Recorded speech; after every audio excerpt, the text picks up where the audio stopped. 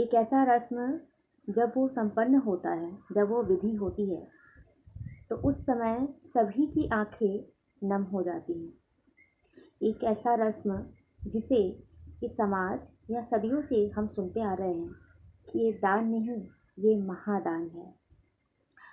एक ऐसा रस्म जिस रस्म के बाद सभी को ऐसा लगता है कि अब तो हमारा हक नहीं रहा, और उस रस्म के दौरान दूसरे पक्ष को या फिर उनके परिवार को ऐसा लगने लगता है कि अब तो ये हमें दान कर दी गई हैं, अब हम इन पर कुछ भी कर सकते हैं, मानो हम उनकी लाइफ को कंट्रोल कर सकते हैं। मैं यहाँ बात कर रही हूँ कन्यादान की। सच, कन्यादान एक ऐसा रस्म है जब वो होता है तो सभी ना चाहते हुए भी, विदाई से भी ज़्यादा मुझे ऐसा लगता है कि वो मोमेंट होता है जहाँ तिथोड़ के, मतलब पूरी तरीके से ना ममोड़ के रख देती है वो सारी स्मृतियाँ जो बचपन से लेकर अभी तक जो गुजारा हुआ वक्त एक बेटी का अपने माता पिता के संग। और वो माता पिता, समझिए तो मतलब उसका वो 9 महीने का दौरान वो जन्म, न जाने कितनी रातें, कितना दिन, खाना पीना, सुख सुविधा, हर चीज़ का त्याग एक उस बेटी को पालने में, सब कुछ में लग जाता है।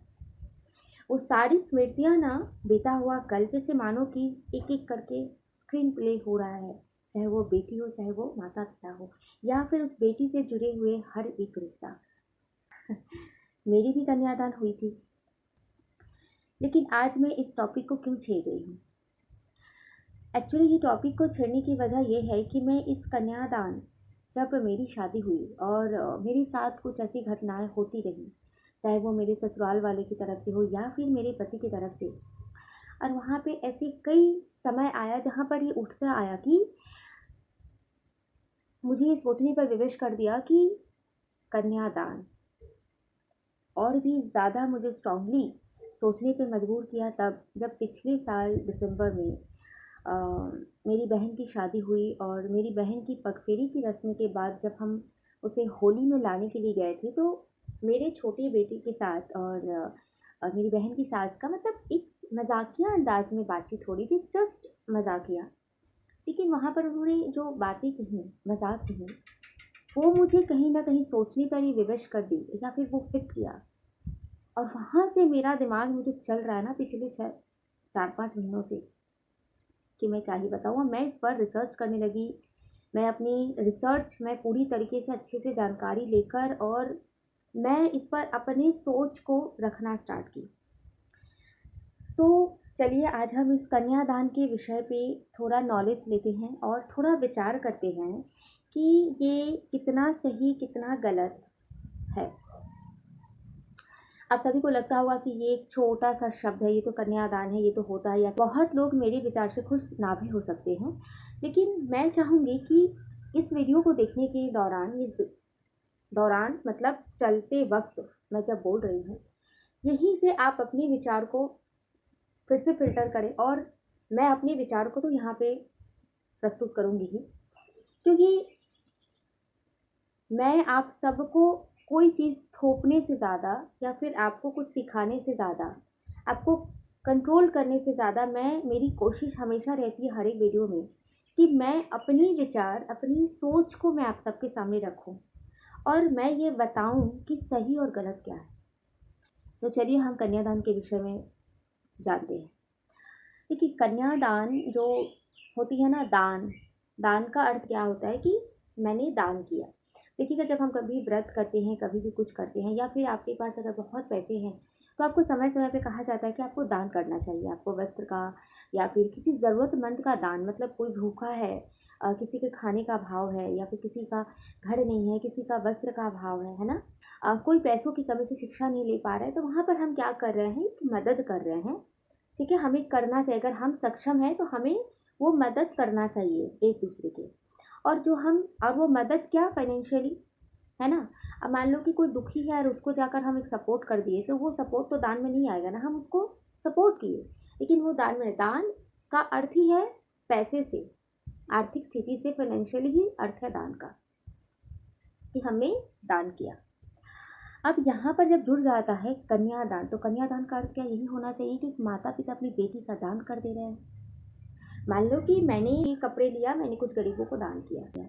मान लीजिए कोई बीमार है और वहाँ पे वो मेडिसिन नहीं ले पा रहा है, तो मैं कुछ ज़रूरतमंद गरीब जो बीमार रहते हैं उनके पास दवाई के भी खर्च नहीं होते, तो मैंने उन दवाइयों का दान किया, है ना। तो दान करने का मतलब आपको थोड़ा सा क्लियर हो रहा है मेरी बातों से कि मैंने अगर कोई चीज़, मान लीजिए वस्त्र, मैंने किसी को दान किया, तो क्या मैं उसे मांग सकती हूँ या फिर मैं उसे जता सकती हूँ कि मैंने दान किया, तुम दे दो, ये वो ऐसा कुछ। दान कर दिया मतलब मैंने दे दिया, वो पूरी तरीके से उनका हो गया। तो फिर क्या ये यहाँ पर सवाल नहीं जागता है कि मैंने कन्यादान किया, मतलब मैंने कन्या पूरी तरीके से दे दिया, वो तुम्हारा हो गया, तुम उसको जो जैसा चाहो इस्तेमाल करो। इस बात को मैं और क्लियरली बता रही हूँ। तो आपके मन में एक सवाल आता होगा जो फिर कन्यादान तब है क्यों क्यों ये चली आ रही है, तो मैं आपको क्लियर कर दूँ। कन्यादान एक्चुअली दक्ष प्रजापति जो थे राजा, उन्होंने अपनी 27 कन्याओं को चंद्रदेव को दान किया था। मतलब उनकी 27 कन्याओं का चंद्रदेव के साथ विवाह हुई थी और उस दौरान उन्होंने अपनी 27 कन्याओं को चंद्रदेव को दान किया था। तो कन्यादान की शुरुआत ना यहीं से हुई, अगर मैं गलत नहीं हूँ तो मेरी जानकारी के हिसाब से कन्यादान वहीं से शुरू हुई और ये प्रथा वहाँ से स्टार्ट हो गई। मैं एक चीज़ यहाँ पर और एक बात बोलूँ कि अगर हम वेद और शास्त्र को लेते हैं तो वेद और शास्त्र में कन्यादान का कहीं भी उल्लेख नहीं किया हुआ है। विवाह का उल्लेख है कि विवाह एक संस्कार है, 7 फेरे 7 वचन का उल्लेख है, लेकिन कन्यादान का कहीं भी इसका मतलब नामो निशान नहीं है। कन्यादान का जो उल्लेख है या विवरण है ये मनुस्मृति में मिलती है।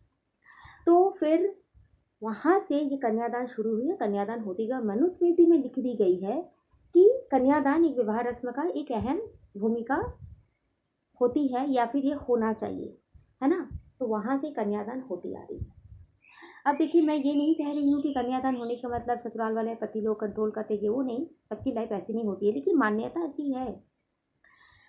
तो मैं यहाँ पर एक और बात रखूँगी भगवान कृष्ण की, कि भगवान कृष्ण जो नारायण अवतार थे, उन्होंने इस कन्यादान के विषय में क्या अपनी बातें रखी थी और अपनी विचारधाराएं क्या रखी थी। क्योंकि हम सभी ना ईश्वर की बातों को लेकर बहुत चलते हैं, क्योंकि जाहिर सी बात है हम उन्हें पूजा, संध्या, होम, हवन सब करते हैं और ईश्वर ही हमारे लिए सर्वोपरि है। तो हमारे लिए, हम मनुष्यों के लिए मनुस्मृति से ज़्यादा इम्पोर्टेंट मुझे ऐसा लगता है कि ईश्वर होने चाहिए। तो ईश्वर मतलब कृष्ण और भगवान श्री कृष्ण इस जो कन्यादान है इसके विषय में वो क्या अपने विचार रखते हैं। तो मैं आपको बता दूं कि भगवान श्री कृष्ण ना कन्यादान के विषय में, जब महाभारत में एक प्रसंग आता है जब दुर्योधन षड्यंत्र पूर्वक, मतलब उसकी षड्यंत्र ये थी कि अगर वो कृष्ण की बहन सुभद्रा से अगर वो शादी कर लेते हैं तो भविष्य में कभी भी अगर पांडवों कौरवों में अगर युद्ध हुआ तो ना चाहते हुए भी कृष्ण और बलराम को किसी पक्ष से में रहना पड़ेगा, मतलब वो पांडवों का पक्ष वो नहीं ले सकते। तो ये तो भगवान श्री कृष्ण जानते थे कि ये दुर्योधन का ये षड्यंत्र है। तो भगवान श्री कृष्ण ने क्या किया ना कि अर्जुन के साथ सुभद्रा का गंधर्व विवाह वो करवा दिए। गंधर्व विवाह मतलब होता है कि लड़का लड़की अपनी इच्छा के अनुसार भगवान को साक्षी मानकर विवाह करते हैं। तो अपनी इच्छा अनुसार मतलब वहाँ पे माता पिता नहीं है और वहाँ पर कन्यादान नहीं हो रहा है। तो इस प्रसंग में बलराम जी भगवान श्री कृष्ण से बोल रहे हैं कि जिस विवाह में कन्यादान ना हुआ हो तो ये विवाह कैसे संपन्न हो सकता है। तो वहीं पे कृष्ण भगवान इस कन्यादान के विषय में बातें बोलते हैं जो हम सभी को ये बातें माननी चाहिए, सोचनी चाहिए, समझनी चाहिए और अब से ये विचारधारा को हमें ज़रूर बदलनी चाहिए। भगवान श्री कृष्ण का जवाब ये होता है कि दान, कैसा दान? कन्या कोई दान देने की चीज़ नहीं होती, ये तो पशुओं का दान होता है, संपत्ति का दान होता है। हमने जो कमाया उस पैसे से हम उससे दान दे सकते हैं, लेकिन कन्या को आप कमाए नहीं हो। कन्या तो भगवान की दी हुई उस अमूल्य रत्न या अमूल्य उपहारों में से, अमूल्य सौगातों में से एक है। फिर आप इसे दान कैसे दे सकते हैं? क्योंकि ये ईश्वर की है, आप ईश्वर की ही चीज़ कैसे दान में दे सकते हो? कन्यादान का अर्थ होता है आदान करना। माता पिता जिस कन्या को इतने वर्षों तक इतने लाड प्यार से पाला पोसा, उसे वर पक्ष के हाथ में यानी वर के हाथ में दिए और वो आदान के मतलब मैं अपनी कन्या का हाथ आपके हाथ में दे रहा हूँ, इस आशय के साथ कि जो मैं इतने सालों तक अपनी कन्या का भरण पोषण सारी जिम्मेदारी मैंने लिया, वो जिम्मेदारी मैं आपको सौंप रहा हूँ। क्योंकि वो ज़माना नहीं था ना कि बेटियां कमाती थीं, बेटियां इंडिपेंडेंट थीं, है ना? जो अभी के ज़माने में है कि बेटियों का भी एक अपना घर है, अपना गाड़ी है, एक अपना एक वजूद है, अपना एक अस्तित्व है, फाइनेंशियली लड़कियां इंडिपेंडेंस है, वो एक ज़माना अलग था। तो वहाँ पे कन्याओं को क्या किया जाता था, पिता इस आशय के साथ दान दे रहे हैं, और दान मतलब आदान मतलब मैंने अपनी कन्या का हाथ किसी के हाथ में, मतलब जिससे शादी हो रही है मेरी बेटी की, उस वर के हाथ में मैंने दिया। ये अर्थ ही होता है। इसका अर्थ बिल्कुल ये नहीं होता है कि माता पिता का उस पर से हक हट गया, या फिर उस बेटी का अपने माता पिता या अपने परिवार या अपने मायके के ऊपर हक हट गया। आपको समझ में आ रही है ये बात? दान का मतलब जो हम कहते हैं ना, कन्यादान मतलब महादान, ये कन्या दान करने की चीज़ ही नहीं है। यहाँ से मेरे विचार पूरी तरीके से स्पष्ट और क्लियर हो गए। तो क्या मैं आज का ये वीडियो लाकर आप सबको ये बताने की कोशिश कर रही हूँ कि कन्यादान नहीं होना चाहिए? तो मैं ये बताऊँ कि पिछले साल जो संविधान में ये भी आया है कि अ, दान मतलब कन्यादान का कोई मायने नहीं है, मतलब बिना कन्यादान का भी विवाह संपन्न माना जाएगा। विवाह में फेरे और वचन जो लिए जाते हैं वो मान्य है, कन्यादान हो ना हो वो भी शादी संपन्न माना जाएगा। भगवान श्री कृष्ण भी यही कह रहे हैं, और भगवान श्री कृष्ण ये भी नहीं कह रहे हैं कि कन्यादान प्रथा हट जानी चाहिए, लेकिन कन्यादान का जो इंटेंशन है वो वहाँ पर क्लियर कर रहे हैं। तो क्या अब हमें यानी आपको और मुझे क्या एक नई तरह से सोचने पर ही विवश नहीं कर रही है? हर कन्याओं को, हर कन्या के माता पिता को जैसे शादी हो रही है उस वर और उस वर पक्ष यानी ससुराल वालों से, कि कन्या कोई दान करने की चीज़ नहीं है। आप ये बिल्कुल में मत रहो भ्रम में कि आपको दान में मिल गया और उस कन्या के साथ आप जो चाहो जैसे चाहो कर सकते हो। नहीं, वो पिता अगर चाहे तो बिना कन्यादान का भी शादी कर सकता है ना? बस एक वचन। तो मुझे लगता है कि इस विषय पे सोचने की बहुत ज़रूरत है, और ये जो एक सोच है, ये जो मतलब एक गलत एक सोच, एक गलत धारणा को इसको बदलने की बहुत ज़रूरत है। जिस हरे कृष्णा का जाप, जिसे जय श्री कृष्ण का जाप हम करते हैं, वो कृष्ण की जो वाणी है, अगर उन्हीं की बातों को हम नहीं लेकर सिर्फ कुछ लोगों को द्वारा बनाए गए वो रीति रिवाजों को लेके चलेंगे, तो फिर हमें ये सोचने पर विवश कर रहा है कि हम किस तरह ईश्वर को मानते हैं। क्या ईश्वर का मानना सिर्फ यही घंटी बजा दिए, धूप दे दिए, थोड़ा भोग और पाठ कर लिए? ईश्वर के विचारों पर अगर हम विचार ना करें, ईश्वर को उन विचारों को लेकर अगर ना चले, तो मुझे लगता है कि हम ईश्वर की फिर क्या मान रहे हैं? फिर हम ईश्वर को यहाँ पर अगर आपका ये सवाल है कि मैं क्या सोचती हूँ, क्योंकि मेरी भी एक बेटी, क्या मैं यहाँ पर ये क्लियर कर रही हूँ कि मैं अपनी बेटी का कन्यादान नहीं करने वाली हूँ, या फिर मैं आप सबको ये कह रही हूँ कि आप कन्यादान रोक दो? ये पॉसिबल नहीं है। पहले अगर मैं अपनी बात बताऊँ तो मैंने ऐसा कुछ भी नहीं सोचा है। हाँ, कन्यादान एक रस्म है, मैं फैमिली से बिलोंग करती हूँ और मुझे समाज की भी कुछ मर्यादाएं हैं जिसे मुझे मानने हैं, तो मैं कन्यादान ज़रूर करूँगी। लेकिन इस इंटेंशन के साथ तो बिल्कुल नहीं कि मैंने दान किया, मैंने महादान किया, मैंने पुण्य किया। इस इंटेंशन के साथ कि जो बेटी मेरे साथ इतने सालों तक रही, जिस बेटी के साथ में इतने सालों तक रही, दुख सुख हर एक चीज़ में मैंने उसका साथ दिया, उसको समझा, वो गलत होने के बावजूद भी मैंने उस गलती को सुधारने की कोशिश की, बजाय उसको छोड़ने की।